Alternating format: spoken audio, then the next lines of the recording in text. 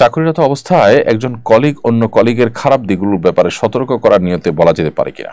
হ্যাঁ, কোনো কলিগের খারাপ দিক আপনি এমন কাউকে বললেন যিনি তার সাথে কাজ করবেন বা করতে যাচ্ছেন বা করছেন, যেটা না জানলে তিনি ক্ষতিগ্রস্ত হয়ে যেতে পারেন, সেই জায়গা থেকে তার কোনো দুর্বল খারাপ দিক তার কাছে প্রকাশ করলেন যে ভাই আপনি তার সাথে কাজ করবেন বা করতে যাচ্ছেন বা করছেন, তার মধ্যে কিন্তু এই খারাপ দিক আছে যেটা আপনাকে স্পর্শ করতে পারে।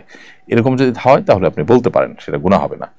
কিন্তু তার যেই খারাপ দিকটা থেকে আপনার আসলে কোনো লাভ ক্ষতির ব্যাপার নেই।